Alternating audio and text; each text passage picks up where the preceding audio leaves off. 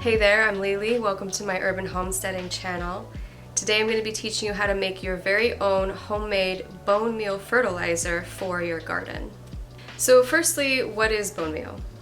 Well, it's pretty much what it sounds like. It's ground up bones, and people use it in their garden to amend their soils, to enrich their soils, to help their plants grow healthier and stronger. You can actually just buy bone meal at most garden stores. Even organic forms are available. It might sound a little weird, but when you think about it, in nature, animals die, animals have bones, their bodies decompose, plants break down all the tissues of their body and reabsorb it. So bones from animals are a natural part of the nutrient cycle that we see in nature and that we're trying to replicate in our gardens. So what is actually in bone meal? Like, why do we want to use it? Well, it's actually a good amount of calcium and a little bit of nitrogen, but the main nutrient that we're getting from our bone meal is phosphorus. In the NPK, nutrient ratios that we're looking at for all of our fertilizers, P is the phosphorus in the middle. Bone meal has a NPK ratio of 3, 15, and 0. So that's 15, that's a lot of phosphorus packed in there.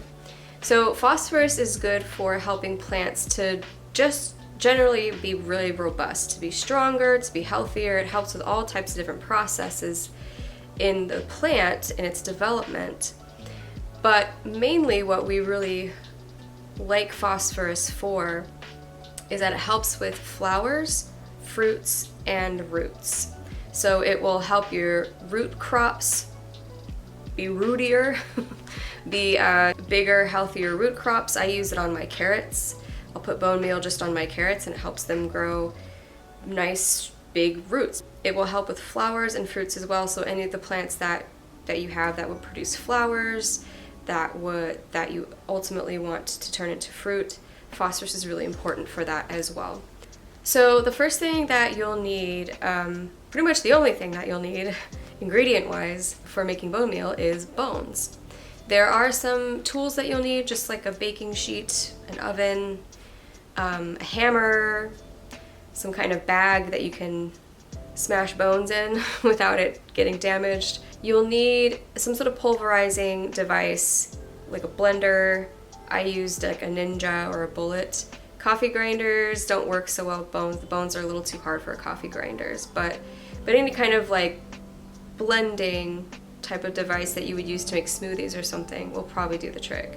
Keep in mind that the bones are very hard, and so when you're blending them up, the device that you're using, it may, if it's got plastic parts, may get a little bit dinged up, it may get a little bit chewed up. So just be prepared for that to happen, or make sure you're using a device that you're not super attached to, because it won't break the device, it will work just fine, but over time, making your own bone meal, it will start to ding up any plastic pieces or parts that are a part of that blender. So bones, where do you get bones? Well, there's lots of places you can get bones, I'm sure. The easiest place to get bones is at your grocery store. So if you're not in the habit of buying meat that still has cuts of bone in it, you might want to consider buying more meat that has bones in it. Drumsticks, whole chickens, I think you can find pork and lamb, probably, even the larger animals, you can find cuts with a little cross section of like their leg bone or something in it.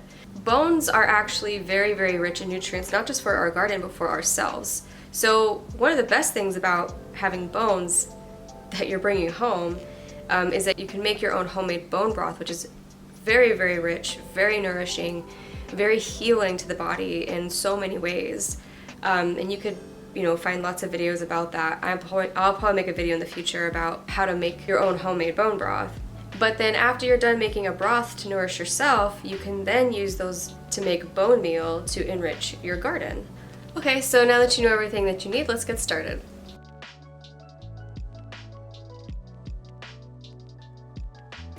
So here's all the bones. I got them laid on this sheet. I'll probably spread them out a little better than that. And I got all the tendons and ligaments removed from the chicken bones here, it came off pretty easily because they're smaller. They had all been cooked twice, basically, right? Once for when I made my meal with them, and then second when we made bone broth with them. So all of those soft tissues, the cartilage, everything, just came off real easy. This beef bone, unfortunately, is fighting me a little bit, so there's still some ligament or something on there. But I'm gonna go ahead and just roast it anyway in the oven. So I'm setting this to about 425. We're gonna let that heat up, and we're gonna roast those bones for about an hour. Now I'm gonna warn you guys that it's a little stinky.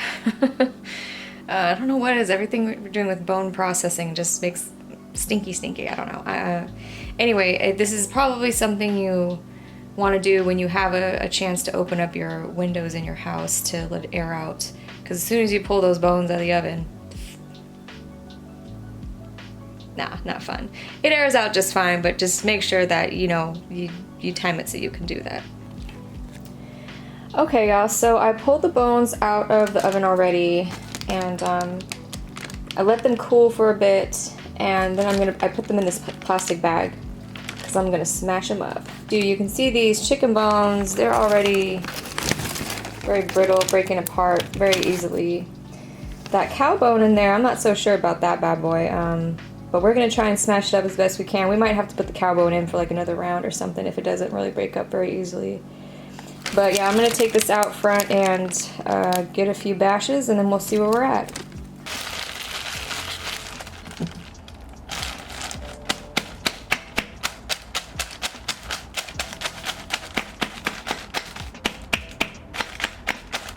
I just finished giving this a good bash. You can see that it's reduced down to kind of little bits about that size. This cow bone was not budging at all, so I don't know if you could hear in the video every time I hit it, it sounded like concrete. So I'm probably gonna have to throw that in the oven and let that heat for a good more time.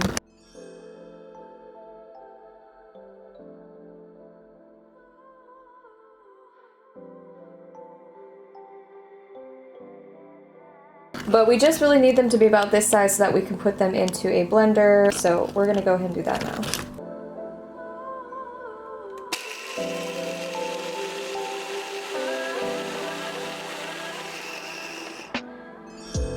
Okay, we're taking it out to the garden. I'm gonna find some good spots for this.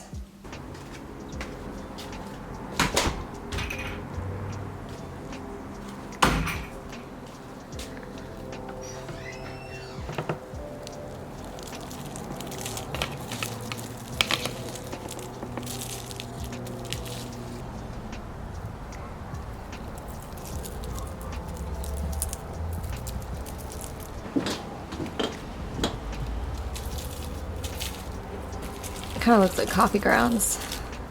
Look at that.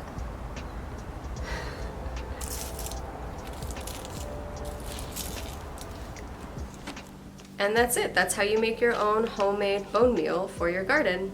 You can add this bone meal into your soils either by sprinkling it on top and then just watering it in, or you can mix it in, doing your soil amendments. You can go ahead and be very generous with the bone meal as well. You don't have to worry about putting too much into the soil. It's not going to damage your plants the way that too much nitrogen would damage your plants. So go ahead and just be generous with the bone meal. It'll just, whatever the plant needs, it'll absorb, and whatever extra is left there, it'll just be there for the next growing cycle. Okay, so thanks for joining me. I hope this video will help enrich your garden and enrich your life. We'll see you next time.